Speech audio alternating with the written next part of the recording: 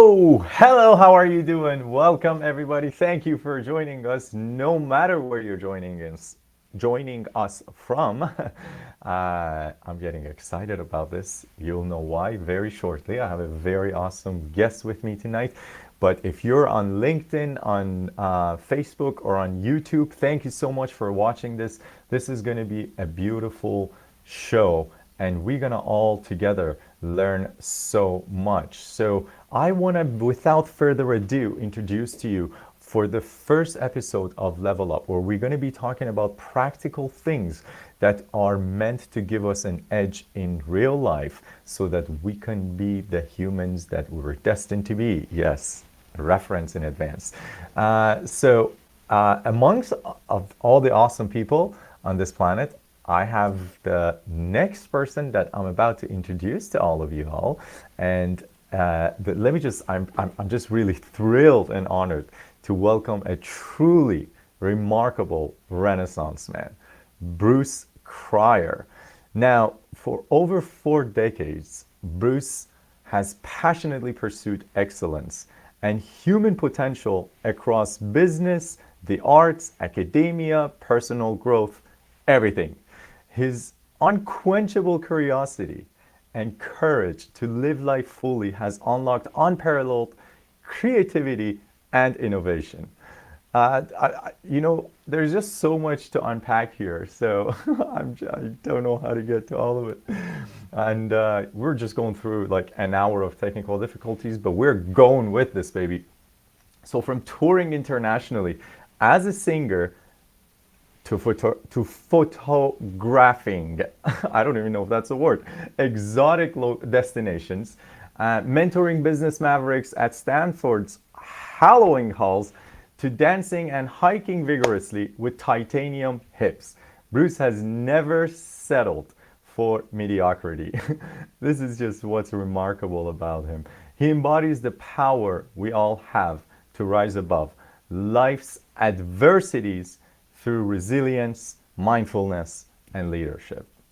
Bruce's triumphs as an elite performer have uncovered powerful and proven insights on supercharging health, happiness, and wholeness in our professional and personal lives. You know what?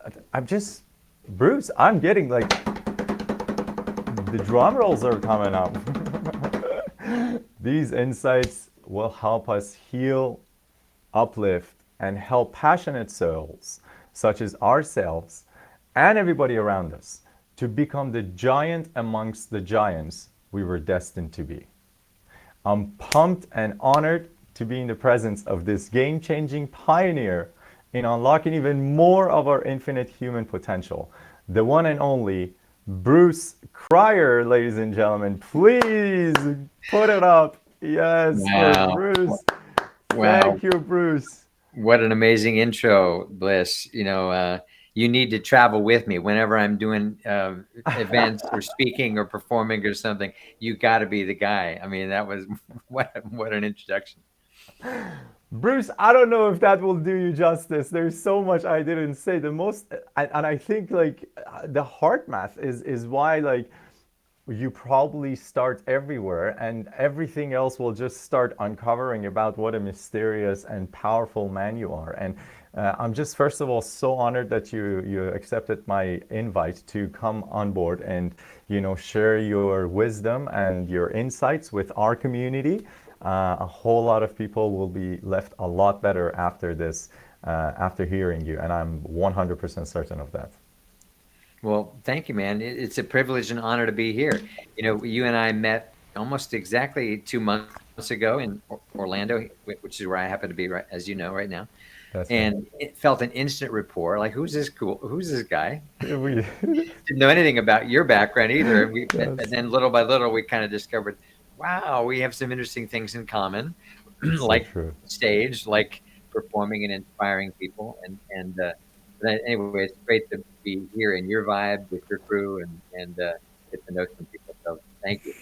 Thank you, Bruce. Like you said, the vibes were hit right from the get-go, and I'm just so happy we are here doing this. This is probably, hopefully, going to be one of the many things that we're going to be able to do to spread your wealth of knowledge with the rest of the humanity, because you spend a lot of times. And without further ado, maybe actually we should go over the some of the things you want to talk about, like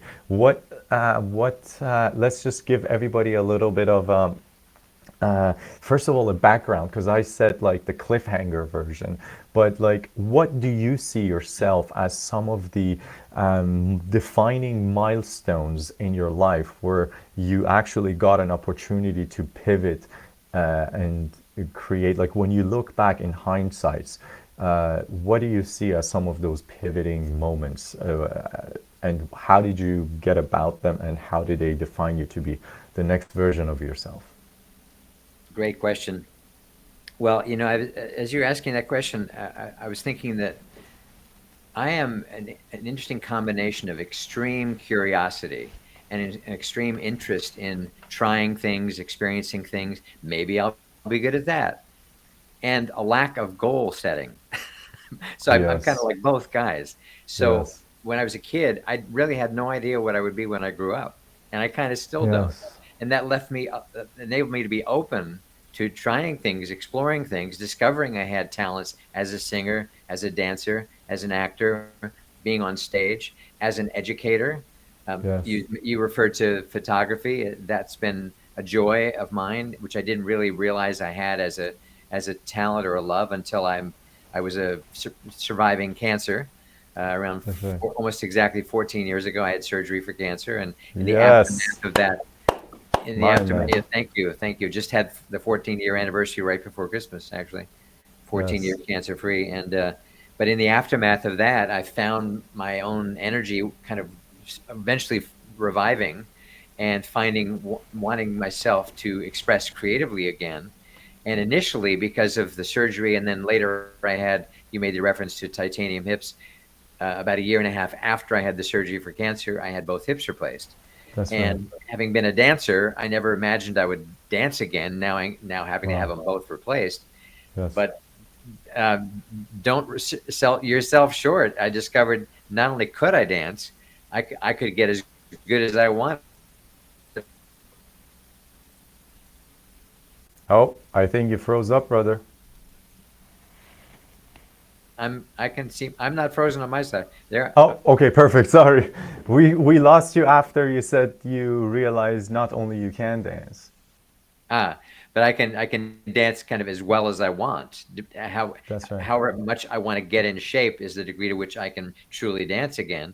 And the point being, it Yes. was incredibly liberating to discover years after I had kind of stopped dancing that I could dance again, and the opportunity to Wow.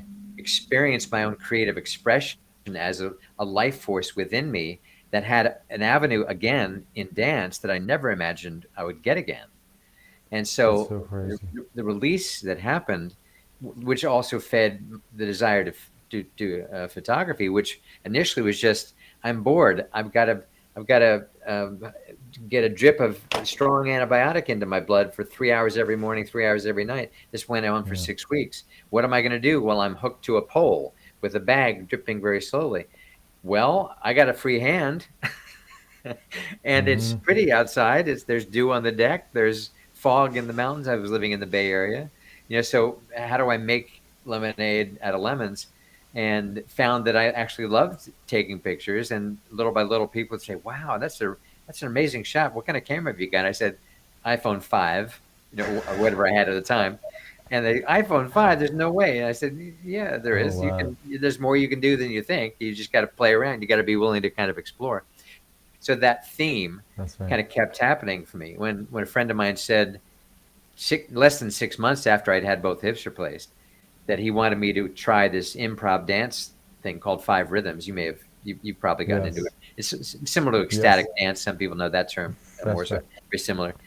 And he That's wanted right. me to do this 2 hours of nonstop dance. I said, "Dude, which part Wow. of double hip replacement did you miss? Like, there's no way I can do 2 hours. I'm not in shape for anything like that." And he kind of walked me, brought me inside off the ledge and like, dude, you can sit down whenever you want. You can meditate. You're really. That's right.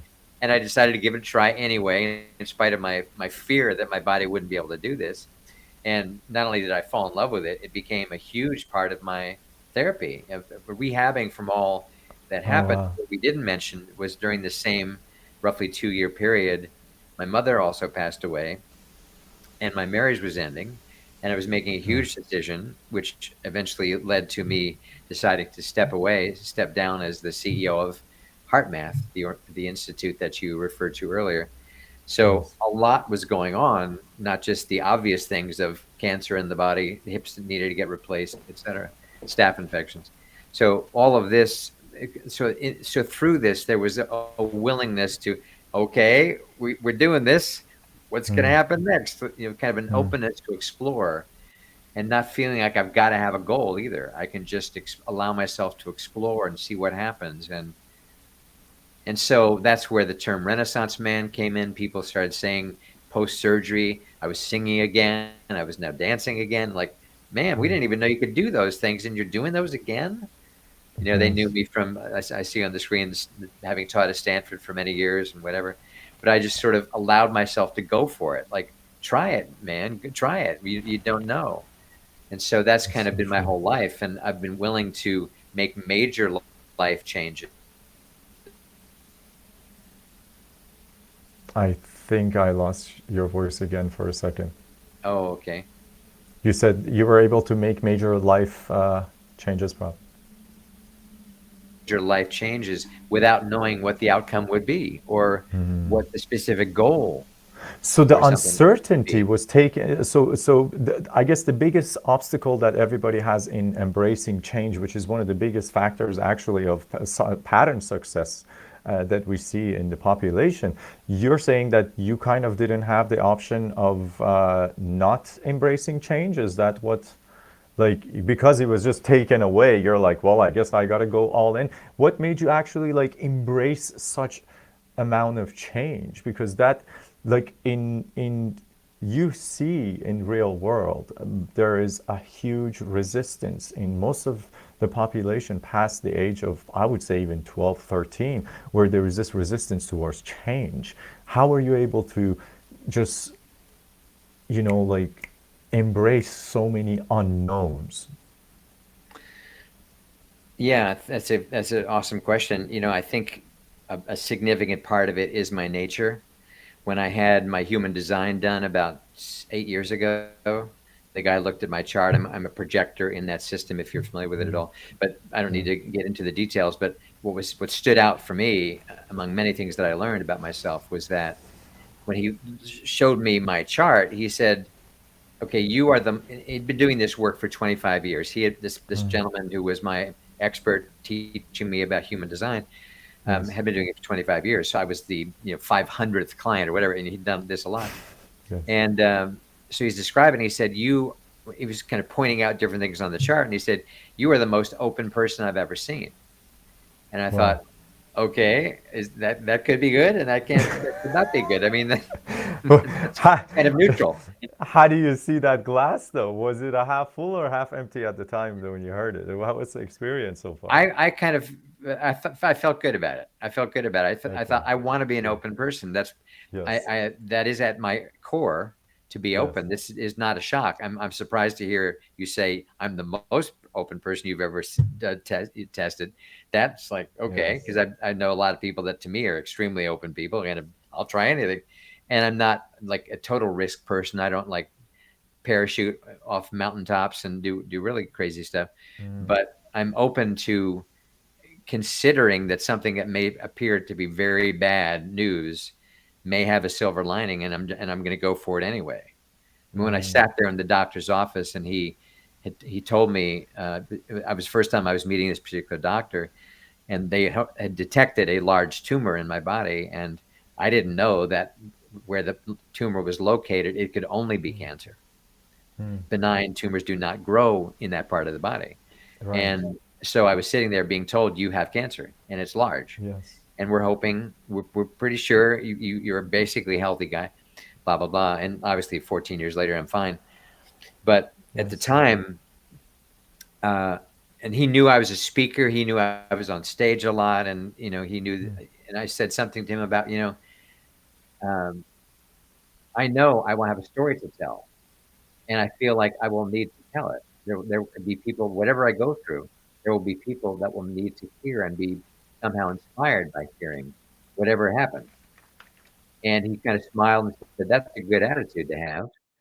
And I thought, well, I'm very clear. I'm at a fork in a road right now. I've just been told I have cancer and it's a large tumor. And you seem like a cool guy. You seem like you really know your shit. And so I'm gonna go with you. I'm going on your path. But this is where I want to go anyway. I know I'll be tempted down the road of fear and anxiety and worry and death. That's going to be a temptation. It's the word cancer. I mean, who wouldn't feel some of that, right?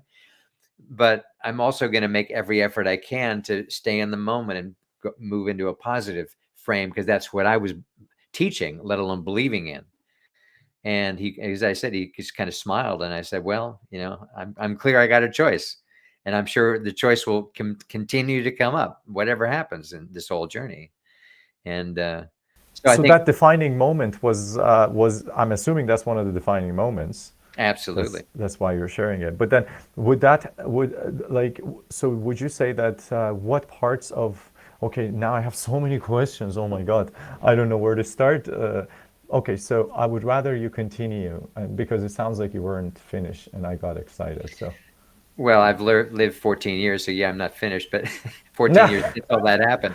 But I think the other defining moment was, initially there was a lot of anxiety. I mean, it was major surgery. We thought it was going to be fine, and it was basically fine. But then I needed to go into immunotherapy to make sure the tumor wouldn't come back, and that had its own side effects. And I began getting staph infections as a result of these treatments that I was having. And That's so right. now I was dealing with, potentially life-threatening cancer, and now also staph infection. And now the staph, eventually, after about a month or so, they found it was in my blood. And once Oh staph wow. is in your blood, that's life-threatening. That's like go to the hospital now. You could stroke, and you could be gone. And so, serious stuff was going on. I didn't feel like I was at death's door. It didn't feel that serious. But when the doctor says, Yes. "No, go to the hospital now," you do, and you do That's what right. you need to do. That's right. So that wasn't that was like, okay, I got to go with this. I got to try to keep my energy positive as best I can, because I've been teaching around the physiology of our bad moods. Make it harder to heal. I've been teaching this for years at Stanford and around all over the world. So I That's now right. needed to really be practicing this as best I could, um, to survive and hopefully eventually to thrive. And it took a while getting through this. It took a while, 6 weeks of antibiotics every day, 6 hours a day, to try to kill the staph infection in my blood. Finally, it was gone. I had enough treatments. They finally took me off the treatments for the cancer, and it never have I had a positive test in 14 years. Now they're saying Wow. you're in the normal population, except you're healthier than the other guys your age, because you take way better care of That's yourself. right. You act like a kid, and you're not, and so not age wise. So I gradually was feeling more and more comfortable and more confident about the future. But then the hips had gotten so bad because of everything else my body was dealing with. My hips had been a problem for some years, arthritis in hips from a variety of reasons. Yes. And now I kind of couldn't ignore that issue. So now it was like, okay, cancer seems like it's okay. Staph infections kind of are taking a nap for a while. Now there's this other major thing called both hips Oh wow. need to be dealt with. And so I've started on a path of kind of holistic treatments. What could I learn? What could I try that might make me not have to have hip replacement surgery? And it was helpful for a while, and then kind of stopped helping, and they got worse. And finally, I realized there was really kind of no choice but to find the best doctor I could. And luckily, I found a great doctor who was awesome. His whole team was awesome. And I had 3 months apart, both hips replaced. And it was when that process began, which was maybe more than a year after I was sort of out of the woods with the cancer and the staph infections. About a year later is when the surgeries for the hips started. I started to realize I'm going to be okay. I'm going to survive all this. because there was Wow. a long period in there where I was feeling like, wait a minute, I'm an 85-year-old man now. I can barely walk down steps. Plus, I've just had surgery for and there's bladder cancer. I mean, that sounds just like, especially in old age, kind of a Yeah. disease, right? So, but the hope started to come when the hips were getting dealt with, and the doctor was so positive, like you'll be hiking again, no problem. Oh yeah, you'll be fine. You're so much healthier than Wow. most of the guys that need it done. And so that the energy of, okay, I'm going to make it. If I'm going to make it, then that opens up a whole different possible scenario in the That's future. Then right. I'm going to be in this That's right. kind of constant healing, constantly what's going to happen next That's right. kind of vibe. And so that's when I began to kind of really honor the whisperings of my heart, Yes. which were saying it's time to create again. It's time to, there's a new path to start Wow. on. And and you've been listening to your heart. You've been no stranger to that for almost all of your life. So was this now a voice that you were not hearing prior, or were you ignoring, or were you just not in tune with that? Like, because you had a period in your life where you were dancing Broadway, right? Like, and then there was a pause, gap in between, and then corporate life, heart math, all of these crazy things that you guys brought to United States and to the world and gifted everybody with by putting all of these collective researches together and presenting it in a form that's understandable, comprehensible, and easy to learn, which is very huge. And then you did a lot of that. And then what happened to this heart that was talking that you said, I finally had to hear it? I think I mean I know that part of what was going on in the years prior to the series of illnesses that I was dealing with was a complete 24/7 dedication to seeing the vision and the goals and the mission that we had as the Heart Math Institute to see that manifest in the world. And I was traveling 100,000 miles a year. Even during the years of my surgeries, I was still traveling almost 100,000 miles a year each of those years, which Oh, is wow. kind of crazy when you think like, dude, what were you thinking? Like, how could that possibly have been helpful? Yeah. But I was so committed to the work we were doing and that I felt I was good at, which was to work with executive teams of Fortune 50 companies, to work with health professionals, 4 continents, to work with the entrepreneurs. Mm-hmm. I felt that was important. Like this is why I'm here. So that inspired me.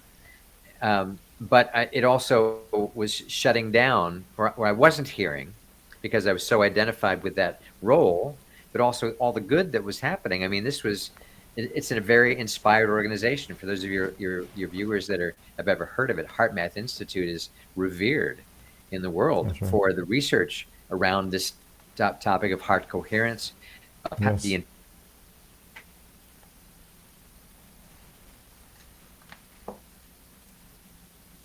Oh, university up in California.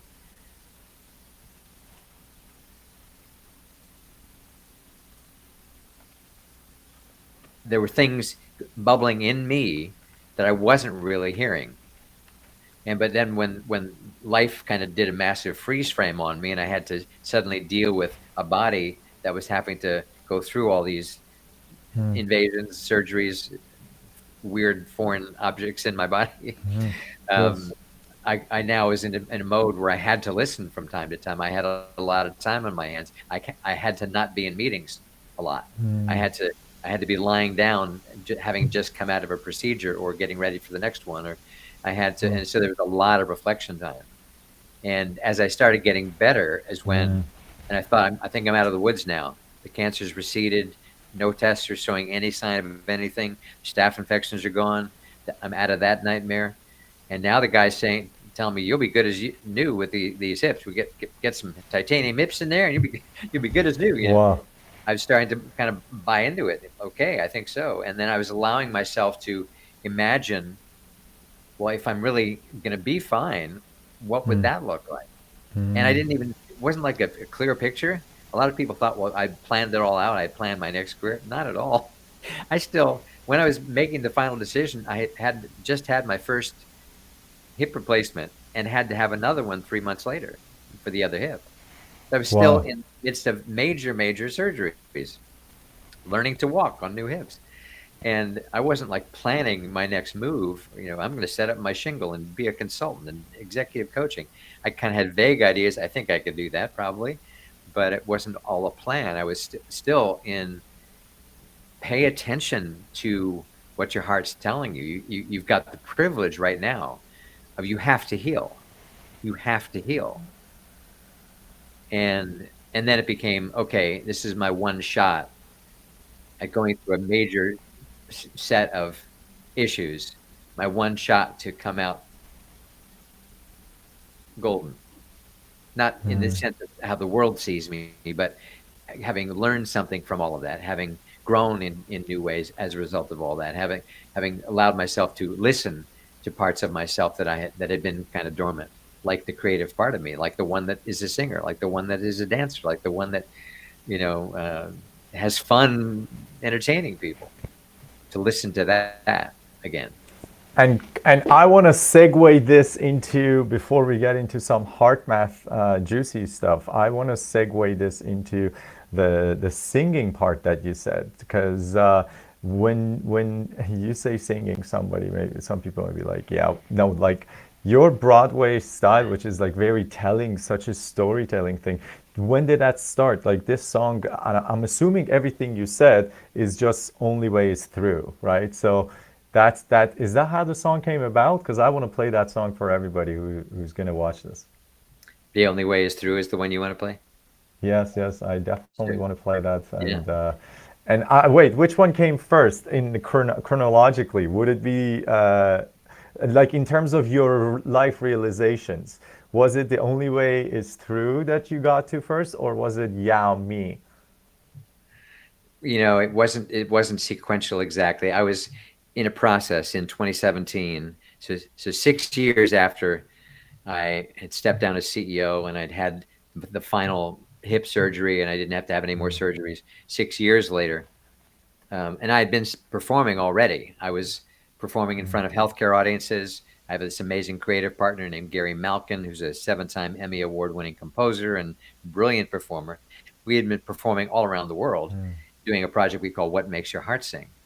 And so I'd gotten my legs back, both as a dancer, as a performer, and talking about Yes, how I had evolved through this process, but yes. doing it with song, like not just Wow. telling a story like a keynote speaker, doing a little bit of keynote speaker. Then wait a minute, a concert just started. Wow, this is fun, and Yes, the audience is singing.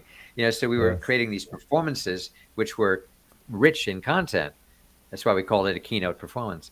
So that had been going on since 2012.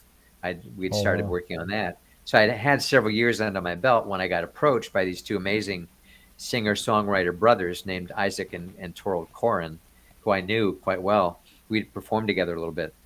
And they basically said, look, one of our side gigs is working with songwriters to help them bring their music out. And Wow. we do this. And we'd help you make an album of original songs. And I sat there and I said to them, so does it matter that I've never even wanted to write a song? And they laughed at me and they said, no, it doesn't matter because we see the music in you. And I could not argue with that. It was so true. And That's nice. I still kind of couldn't believe I would be able to actually write songs with their help. Yes. But they were right. Music is so big in me. And so we started on this process. That's a whole story in itself of how that album unfolded, which is called Renaissance Human. But both of those songs, initially, The Only Way Is Through was sort of my favorite song. And then when we got in the studio, something happened with Yeah, I'm Me. It was maybe my third favorite of the album of six. In the studio, suddenly that became, this is my song. This is my signature song. This is this is what's happened. I've acknowledged, yeah, I'm me. The Oh me wow. is all these facets. I can't hide them anymore. I can't pretend I shouldn't be singing or shouldn't be dancing or shouldn't be doing photography. That's as Yes. much a part of me as the educator at Stanford or the consultant working with the executive team at Cathay Yes. Pacific in Hong Kong. Those Yes. are all part of me. They're equally important. And so, yeah, I'm me became sort of the signature of that. But sequentially, yeah, I mean, we were working on several at the same time, so there wasn't it wasn't like one came after the other so much. But The Only Way Is Through was very much about a relationship I was in at the time That's right. and the challenge we were having with it. And we eventually did break up, unfortunately. But it was an attempt to kind of take responsibility for, hey, let's work on this together. Let's go through these things together. Let's not stop That's and right. run or stop and fight. I mean, sure, we may have to fight every so often, but let's keep Yes. on going. Let's go through. And so that was Yes. the energy of that. But the yeah, I'm me is the more this. Yeah, now we made it to. Now we're in the stadium, and now we're celebrating. Wow, yeah, I'm me. Yes. Yes. Because you saw me sing them live, so you know That's right. but they're just Okay. different. You know, they have unique. Um, yeah, Let's watch it. go for it. Let's watch it. This is going to be, ladies and gentlemen, without further ado, this is going to be a beautiful song. When we're in the dark, feels like a huge mountain. Love is gone and then there's nothing but doubting. Do you remember the time when our love is really fine? When a word set us on fire, do we lose all our power? When fear has us running high, is it death to the flower? Or can we find that place again? Or will we wonder where it's gone? The only way is through, I know it's true. How about you? The only way is through, nothing to lose, nothing to prove. My heart moves on, love's moving through. The only way is through, how about you? Each time you're pushing me away, I keep coming closer. Each kind of crazy thing I say is making you colder. Yes. But if we find that place again, we will marvel at the dawn. The only way is through, I know it's true. How about you? The only way is through, nothing to lose, nothing to prove. My heart moves on, love's moving through. The only way is through, how about you? Each time we find our way, feeling down and dark and dreary, let's stay above the fray, the only way to stay. Moving to the high ground on our way through.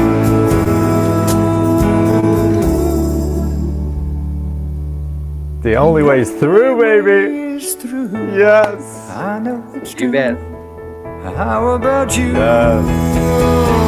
The only way is through, I know it's true. How about you? The only way is through, nothing to lose, nothing to prove. The only way is through, I know it's true. How about you? The only way is through, nothing to lose, nothing to prove. The only way is through, I know it's true. How about you? How about you? How about you? How about you? Through. How about you? Yes. How about you?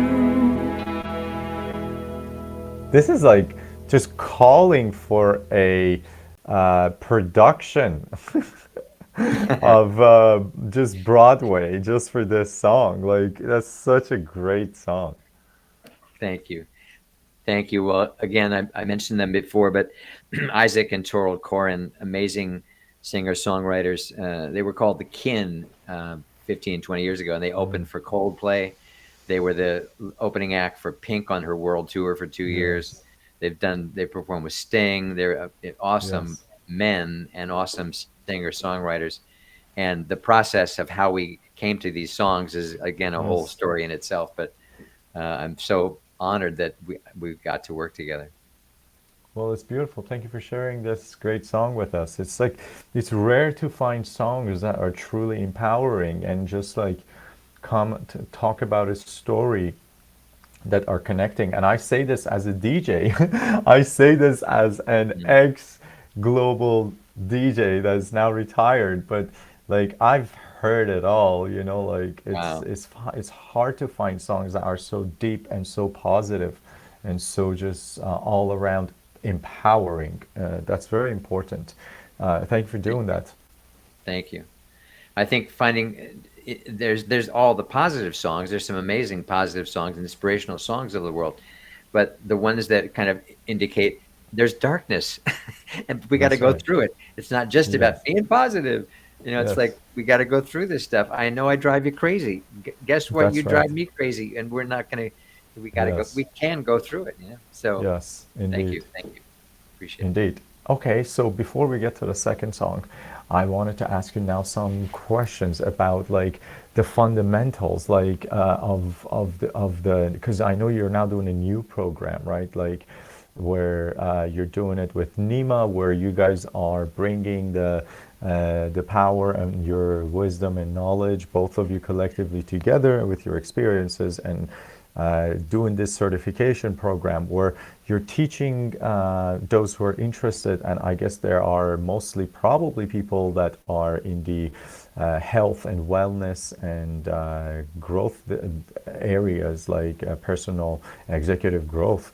These people can come and learn about the heart math and the biofield technology together and how these two are being used and can actually be leveraged, if I'm not mistaken, to Yeah. produce a lot of positive outcome, if that's not.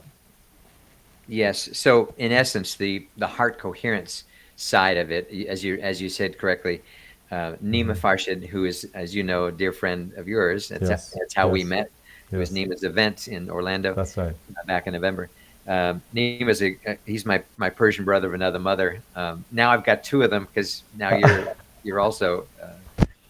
But and that's Love no you, bro. small compliment, by the way. I only have a I handful of. appreciate you. I have a Tunisian brother of another mother. I have a Norwegian brother of another mother. I have a Lebanese brother of another mother. Unfortunately, he passed away recently. But people that I just feel a deep resonance with, and that's why I say that. But Sorry but to hear that.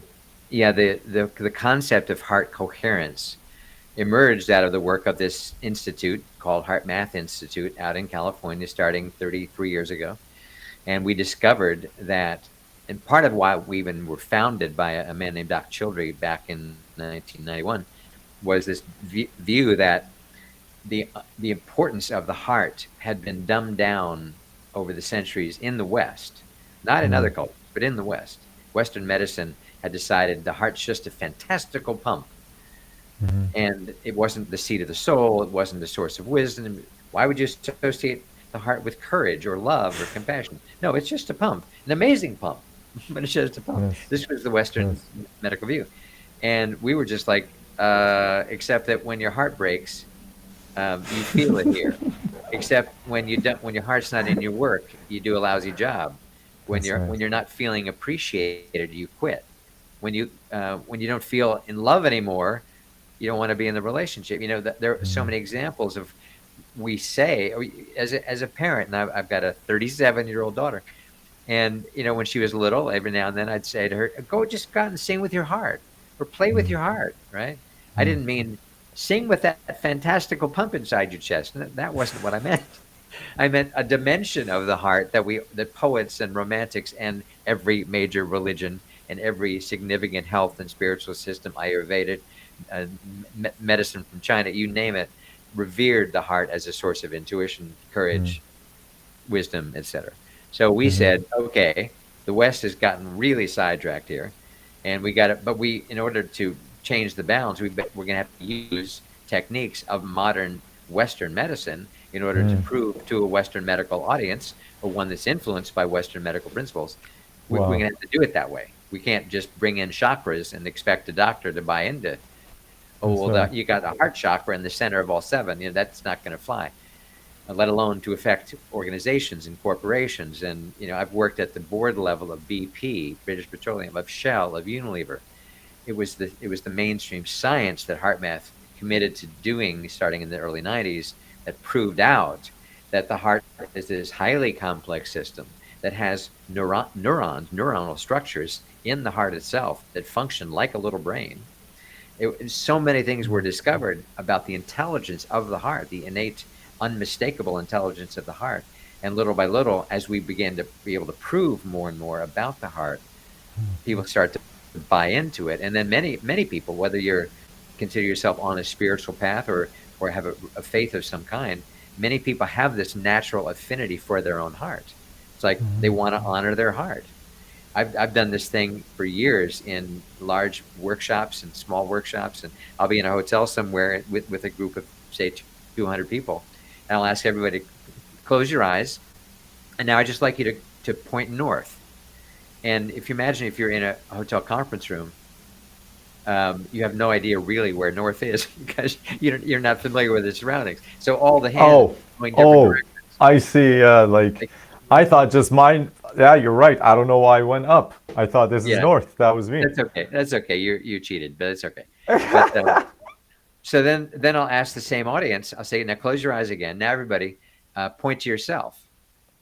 And as I've done this over the years with literally thousands of people from 4 continents, dozens of different cultures, 99% of all people, when asked the question, point to yourself, they point here to their heart.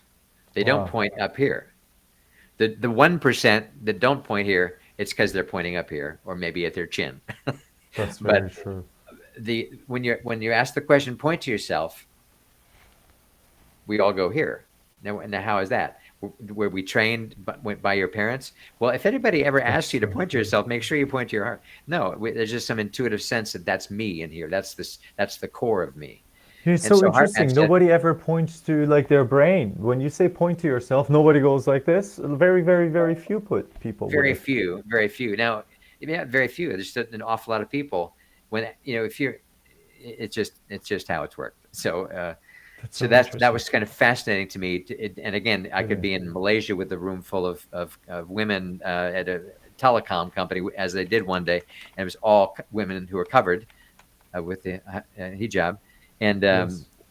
and they did the same thing, just like the engineers at Shell in the Netherlands did this, and everybody, kids would do this, and it's the same thing. So we began to discover that there was this power innate in the heart that we began to call heart coherence, and that when we have these kind of elevated moments, I love the name of this program, Level Up.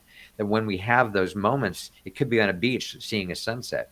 It could be watching a child that's your own child, and you're suddenly like, I can't believe that thing, Yeah. that gorgeous little thing is my Yes. child, and you Yeah. feel that just incredibly elevated. And sometimes it could be in sports where you feel in the zone or in the state of flow, all these examples. And we began to see that there were actual principles that could be measured in the heart of when the heart is in a coherent, i.e., smooth, highly rhythmic state that's different when we're in a zone, when we're in love, when we're in a sense of magnificence about life. It's very different than when we're frustrated or worried or anxious.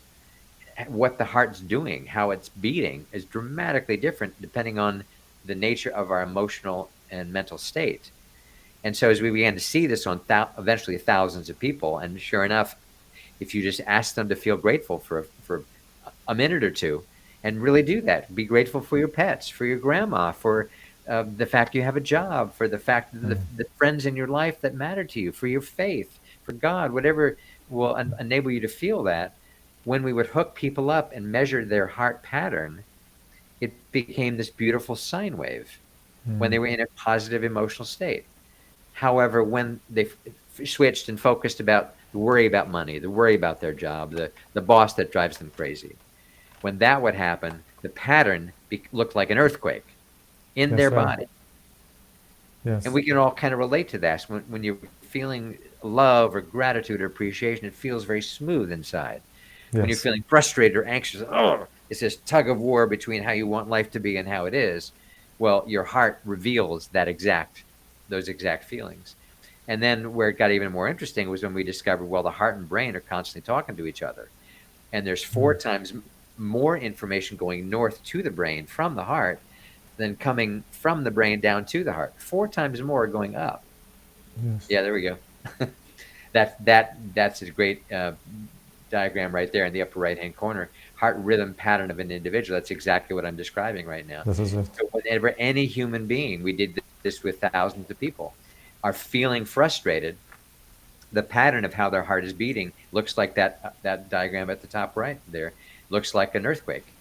However, when that same person focuses on things in their life that they appreciate or are grateful for, the pattern becomes this beautiful, smooth, rhythmic, efficient sine pattern. And so a physicist would say that's coherence. That's a coherent waveform, the bottom one there on the right, the That's appreciation. right. That's a This one. coherent wave. The one at the Uh-huh. top is called an incoherent wave. It's disordered. It's erratic. You don't know where it's going to go next. And That's right. that's what is happening in our body when we are feeling frustrated or worried or overwhelmed or angry, whatever it may be. So a whole field began to emerge starting in the early 90s where we can learn how to get into a heart coherent state. It's highly trainable. The heart is Very not a interesting. subtle signal.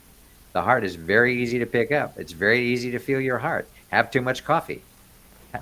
Have somebody pull in front of you on an interstate, and suddenly you feel your heart. This is not hard to feel it, No, you're and right. therefore 100%. it's easier than we think to train it. Because again, back to that diagram on the upper right of the screen there, our body wants to be in the one on the bottom. That just feels so good. Uh, We have to be at the top one sometimes Also, because so life is that's the mind. That's where the mind pulls us. yeah, yes. This So is the work. Yeah.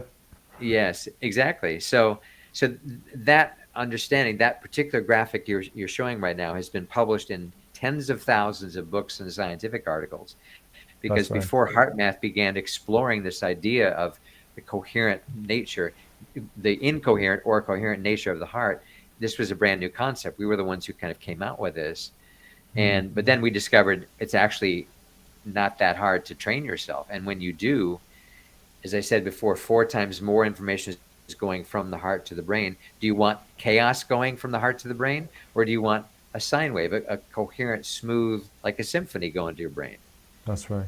And then the studies, we began to research what was happening in the brain, and sure enough, when you're in a heart coherent pattern, it makes it easier for the brain to be in a heart coherent, or rather into a coherent state inside the brain, which is why people like Dr. Joe Dispenza got very excited to see this research because he'd been all about the brain and brain coherence, and then little by little he realized, wow, we have this organ called the heart that's way more powerful rhythmically and magnetically and electrically than the brain is.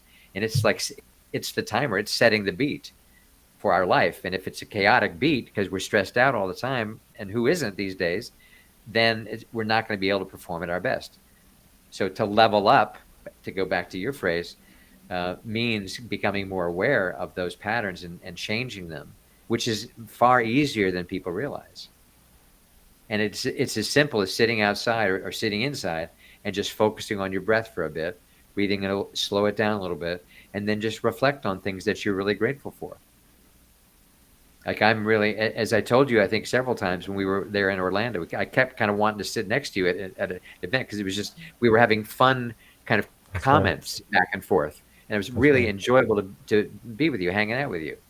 And And and speaking of that, would that be like this coherence that builds between like is it true that like where your magnetic field of your body right now can be measured by devices such as the magneto encephalograph, Is that a true thing that like and the more you're coherent your heart is, isn't that field more expanded?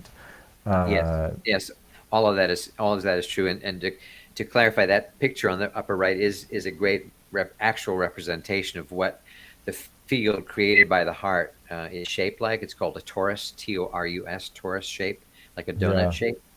And this is a living field. So this can sound kind of whoa. How did we got from Broadway to where are we now? What dimension do we Yes. slide into? But this is actually more mainstream science than you would think. So the heart produces an electrical signal. That's what the electrocardiogram, the EKG, is. The kaboom, kaboom, kaboom. That's Yes. an electrical signal that happens during the contraction of the heart, so the blood can get pumped out into our bloodstream, Correct. and we can survive. Correct. But there's a very powerful electrical signal that's being produced at that moment. And as is true with all electrical signals in all of nature, anything that produces an electrical signal, whether that be a wire or any Yes. living thing, which all produce electrical signals, They a all have a field, field. a Yes. field is created that surrounds that signal. That, Yes. that's the reason why back in the old days when we used to listen to radios on our cars, if you would drove under or by a power plant or under big electrical transformer wires, there'd Yes. be distortion in the radio That's so because true. the field created by those transmitter wires affected the signal on your radio, and you could feel, oh wow, that you feel the disturbance. So That's it's a right. similar principle, and so the body is producing a powerful electrical signal from the heart. That signal does not stop at the skin, so it can be measured several feet away from the body. Every human has a heart Yes. that beats and produces a measurable electromagnetic field. This is not an aura. This is not something weird. Um, and equipment that Yes. exists in hospitals today can detect this. So it is also true that because that signal is so strong, and we all have one, all humans have this, and of course we never necessarily knew this, but when you're with a pet that you love, sometimes you kind of feel like, wow, I feel so in sync with Sapphire, my little Yorkie, or whatever. Yes. You just Yes. feel that connection. And sure Yes. enough, the heart of the dog and the heart of the owner often do kind of synchronize together.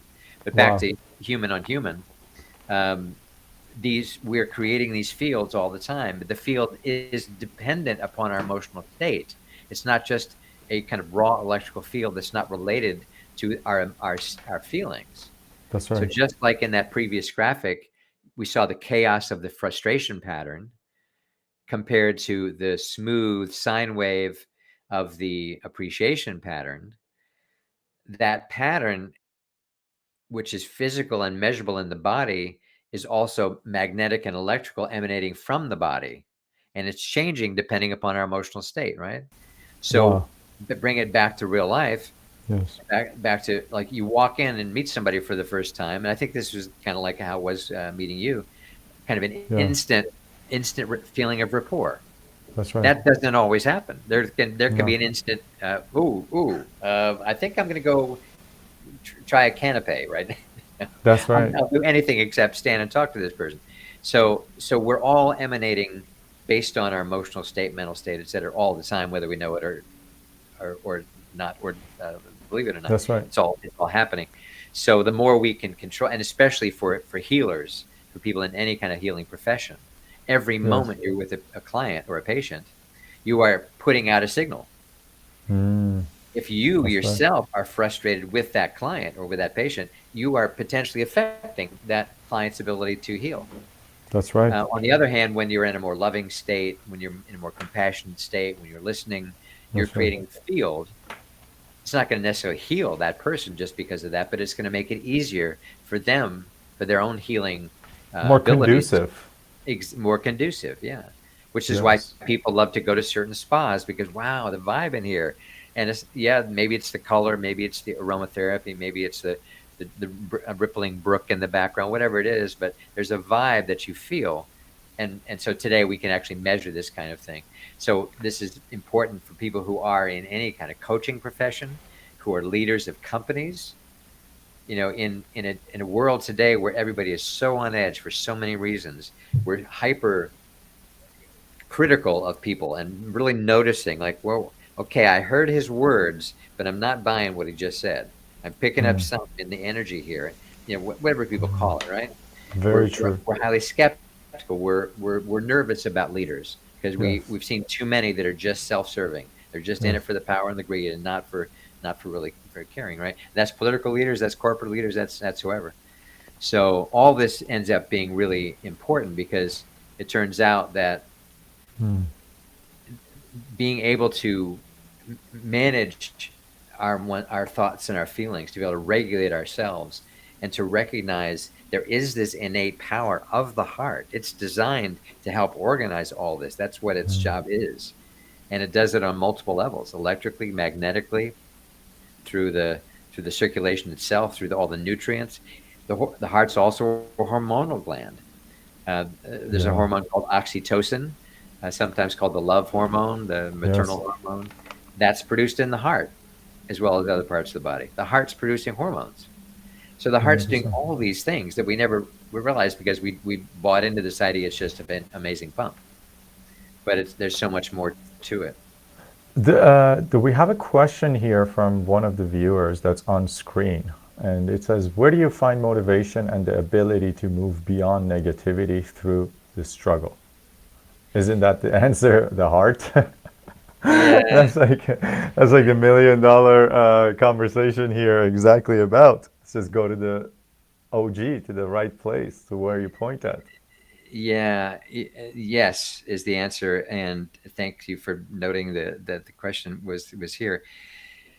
That can be easier said than done, right? Because when you're in negativity, when you're feeling life is dark, when it looks hopeless, and believe me, I have been there. Believe me, in pick a level, pick a level of life, and I've experienced a dark night of the soul around that level: money, relationship, career, viability. Am I going to survive this next thing, whatever it may be? So I do know that feeling deeply. And I also know that, and I've felt this deeply since I was a boy, that love is real. Love is a very powerful energy, and we don't really give it credit for what it is, what its potential to change things. I had the privilege of being part of an organization that wanted to research that and develop techniques for that and make love practical, and that's the Heart Math Institute. So I had the privilege of spending decades exploring all that, but it always came back to me, this idea that I know how to love another person, not always perfectly, not at all, but I know the feeling of love. I love the feeling of love. I love caring for somebody. I love seeing the vulnerability in someone's eyes. It can flash across someone's eyes in a moment of feeling, suddenly the focus of something, and they weren't expecting to be the focus, and you see that moment of vulnerability. And I feel this enormous love for that person, and feeling, oh, I feel that tenderness in you. I feel that moment of, oh, it's kind of vulnerable and hard, and I just feel love for that person. And I feel like all of us are made of love. And I feel like it is the most fundamental force in the universe. And we have an organ designed to help it move through us and to others. So I didn't believe that as fully my whole life, but as time went on, and as very difficult things I had to face, and I didn't have mental answers for them. I didn't know how things were going to turn out. I would keep coming back to just love your body, love these wonderful nurses that are taking care of you right now, love your family that are being so warm and so caring, love anything you possibly can, love the morning, love the sunshine burning off the fog. Just put out love. Tell me a downside to doing that. Tell me a downside. I could never come up with a downside to doing that. So Now it's just been very demasculine, like demasculinized, if that's even a word. But I feel like love has gotten a good amount of beating, especially in the masculine part of the culture, as like it's a show of weakness a lot of times, especially to the external world. So when we are talking and discussing the word in this context, it's what is the approach to it? How do you, because I know you guys go around at Heart Math and teach all of the Fortune 500 C-suite executives, and they all use this technology and this beautiful gift to actually allow better HR management, and Right. that's clearly their ROI. They want to increase it by any means possible. So what is the how do you approach this with them? Because there's a lot of masculine power, especially at that level. Yeah. How is the Well, in American culture, we revere football players, the American football, not yeah. soccer as we would call it. And one of the great ironies to me in life, and it's not just true in this culture, but it is definitely true here, is how easy it is for these guys who are like 6'5", weigh 300 pounds, to talk about how I love my guys. I do anything for my guys. I love them so much. And the coach has no problem talking about how much he loves his guys. And men together, oftentimes, I love you, man. I'd do anything for you. And like there is a masculine side that people, when they're in feeling safe, have no problem talking about it. Like, God, did you see my guys on the field? I love them. I would do anything for them. Man, we love each other. We're here to win. But we're here. We love each other. And there's not that's not weird in the world of sport. Oddly enough, in the world of violent sport, ironically. And it's also true often in the military. Like, I love my men. I love my unit.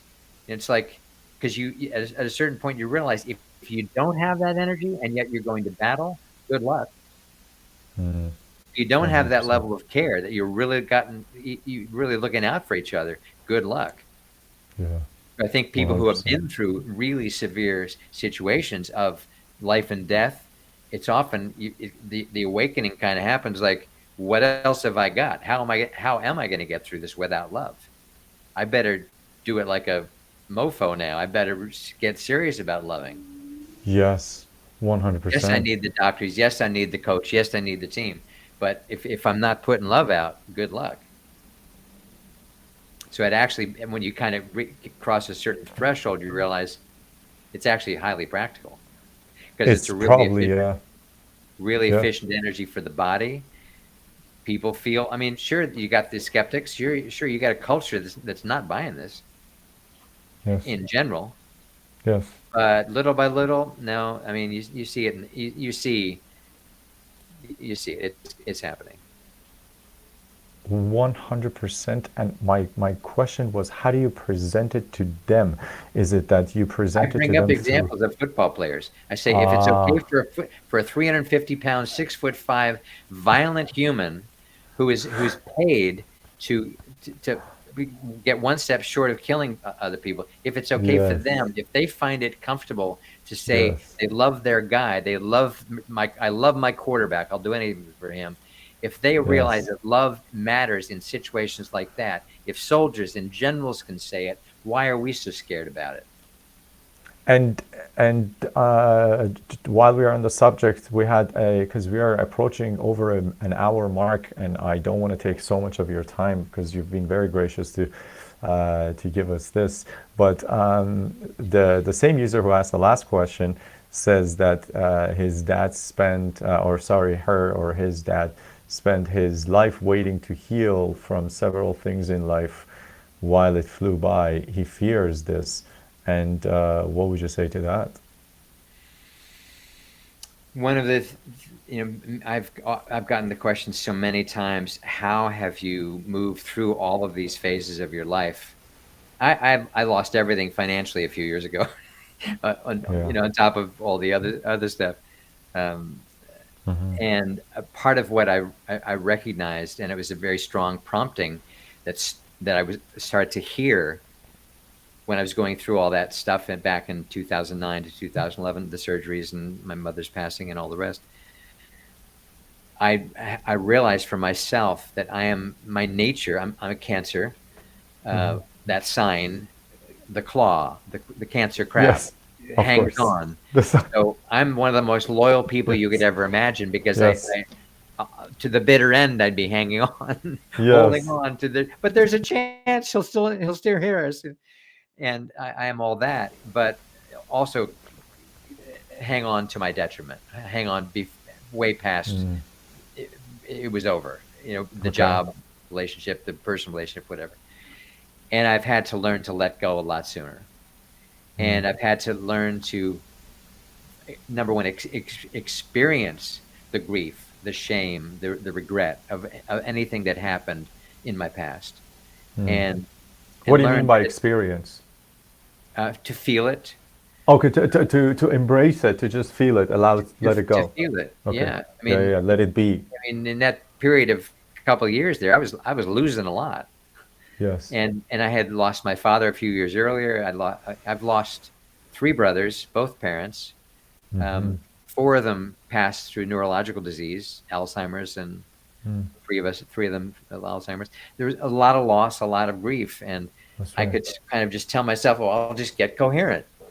Say, "Well, yes, you do want to be as happy as you can, be as loving as you can, but if you just ignore that stuff happened, it you Yes. haven't released it, you haven't let go, so it's going to rear its ugly head." And I think that's part of That's what the right. question was That's trying to right. get at, is that kind of That's right. waiting to heal, hoping that time eventually will heal it. And I think if anything, I've learned that I have to be proactive. I have to not ignore it, not to wallow in grief or regret, but at the same Yes. time encourage it along. And that this is part of what I've learned in all the years with the coherence concept, is that our systems are designed to let go, to release. That's what the parasympathetic part of our nervous system is, to help us repair and to rest and Yes. digest, and to let go of the stress that's been built up through a day or a week or a year. That's And right. we have to let go, and we have to have ways of doing that. And I'm working with this marvelous project called neuroacrobatics, and one of the concepts behind it's a like mental gymnastics for our breath, brain, and body. Yes. And one of the core ideas is that we are all, humans are designed with something called the sigh of relief, and Yes. the expression is sigh of relief. Like you're all nervous about how a game is going to end, and then suddenly your team wins. Oh, thank God we won! Oh my God, or you're waiting to hear the news from the doctor, as I Yes. did that one time after the first test after my Yes. surgery back in 2010, Yes. and I didn't realize Yes. how nervous I was until I heard his voice saying the test is negative, and I think, oh, thank God. And it turns out our bodies are designed to do that. It's called a sigh of relief, and there's a way to do that where you really learn to really let go, not force the feeling out, not Yeah, you're push it right. out, like push it away. That no, there's Yes. You the just gotta value in that, but that's different. But let it go. just letting it go, and there's an art to that, and I began to learn that a few years ago. And then I got COVID at one point, and I was using that idea of just, dude, just let go. There's so much going on in your body right now. You have COVID. It's all real. And you've got to just let go. And if you do that, your body's ability to heal itself can take charge. And that Ah. happened. That happened for me, and it kind of amazed me. And so, but the art of letting go and being being aware that we've all, I don't know a human that has lived any length of time without having gone through some significant trauma. Yes. We all have in Yes. different ways, and a lot of it got stored because we didn't know what else to do with it when we were young. If it happened when we were Yes. young, or when we were a teenager, or a relationship when we were in our 20s, whenever, Yes. it's easy for it to get stored because of the shock and the upset of, or the whatever happened. And so it's okay that we've got Yes. it, and it's okay to release it. And we have these things built in. This is what the heart's for, to kind of keep refreshing the system, and just put a little love out, a little more today than yesterday, put a little more gratitude out today than yesterday. And Bruce, sorry, your screen is your camera went very I see that. blurry. I I wonder don't why that know is. if maybe it just it. Oh, it got even more blurry now. Strange. That's so Yeah, odd. I'm too energetic. I think so. You look fine. You look fine to me. Yeah, I'm definitely looking a little blurry. Yeah, it's just like you're completely out of focus. I Does wonder it why. focus on you? I wonder. It didn't. Nothing happened to the camera. I wonder what. I don't know. Is it a DSLR? Whoa! Oh wow!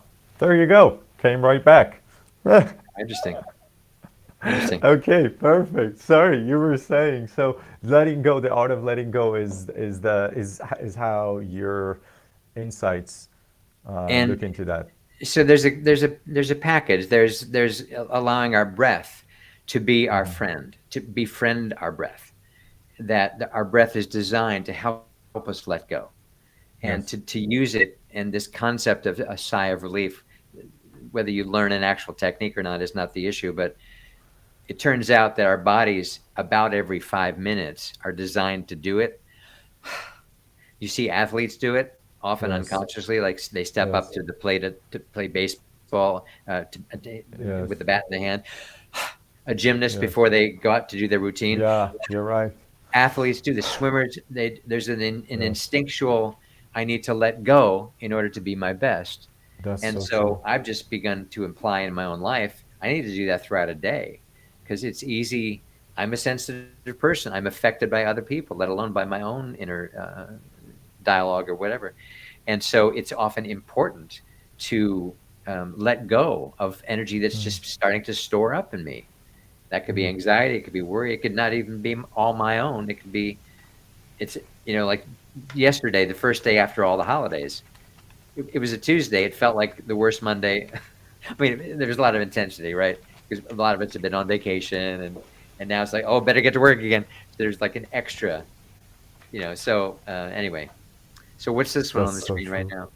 This is the same person.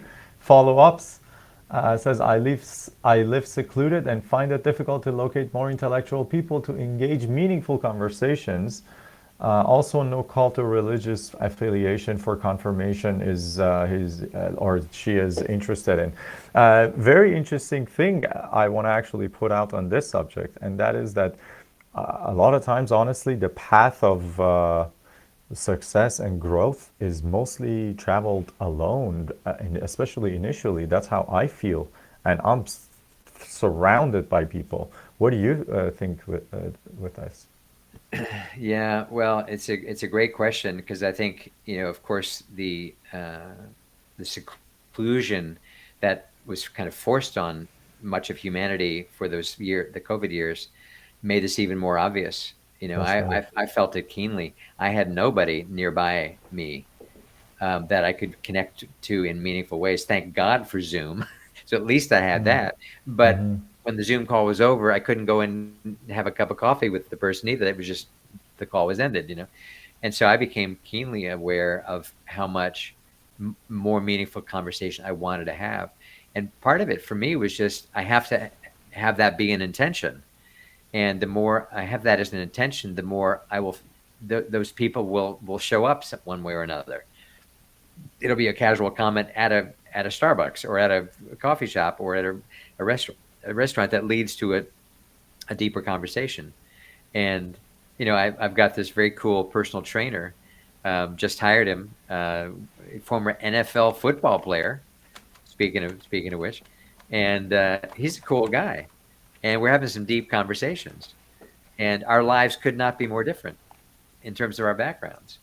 But part of that search for me, I live in an area, Orlando, as you know, only been here a few months, don't have a lot of friends here at all.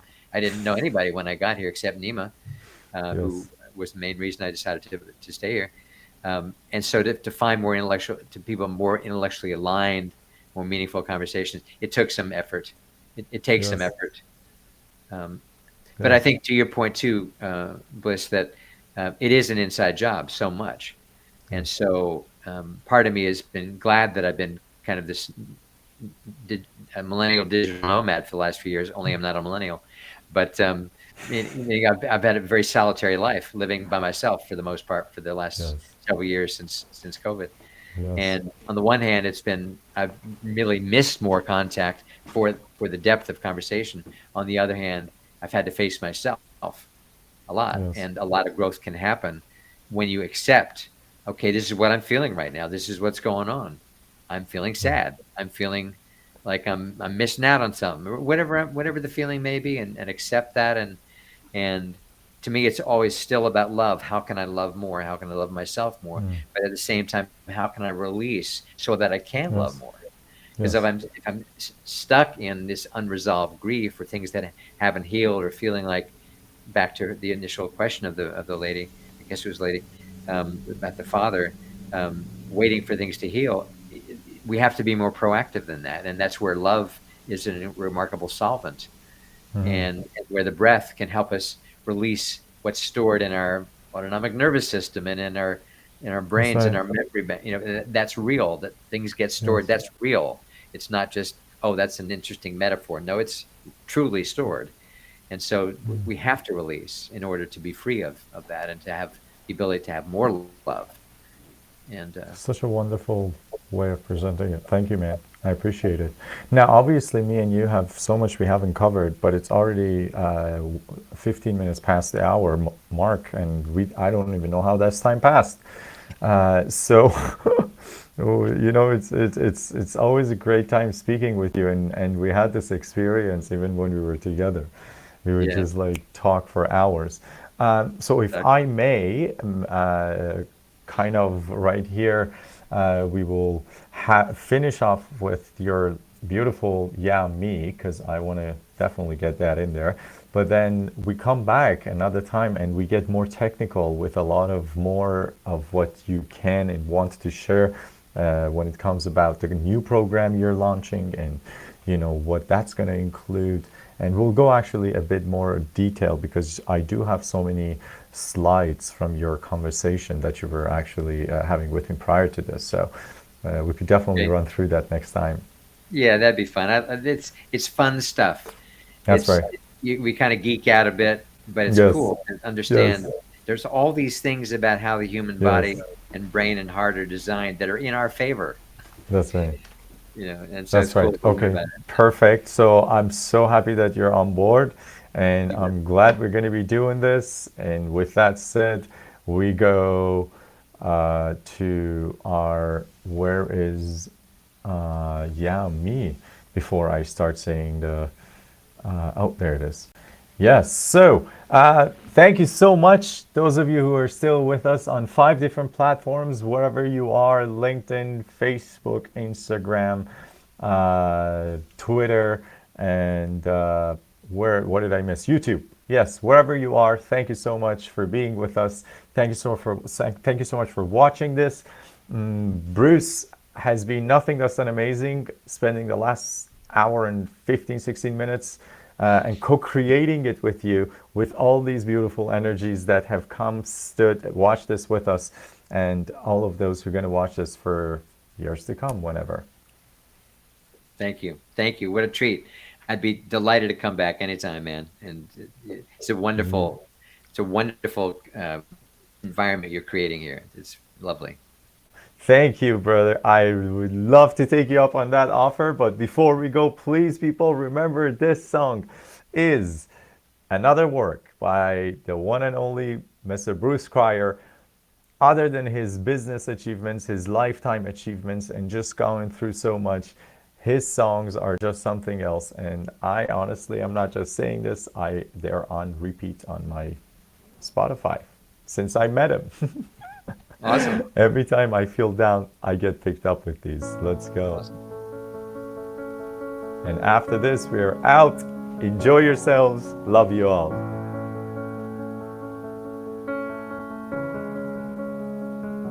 In my darkest place, I grew fearful of the light. It made my heart so small, just like a face with no delight.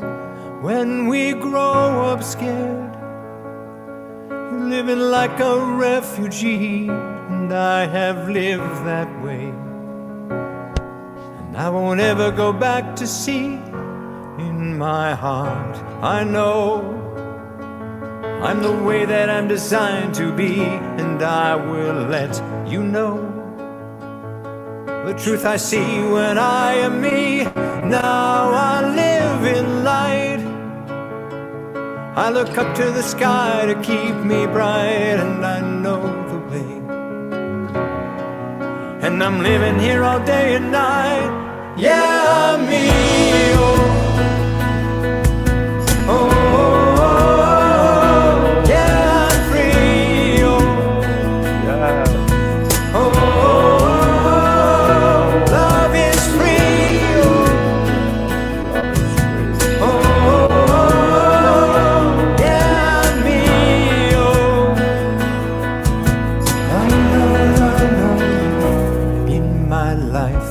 I know that love can bring us hurt and pain, and now we have to be the truth that's deep inside, but no shame. Now let's live in light. We breathe in the love to keep us right, and we know the way. So we'll be living here all day and night. Yeah, amigo. Oh, oh, oh, yeah, I'm free. Oh, oh, oh, love is free. Free. Yes. Oh, oh, oh, yeah, amigo. Yes. Are these the brothers? Yep, that's them. Isaac and Coral. Interesting. Yes. Woo!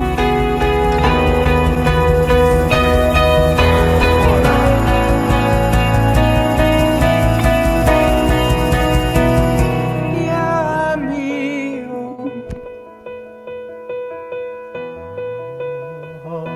Yeah, I'm free. Na, na, na, na, na. Yeah.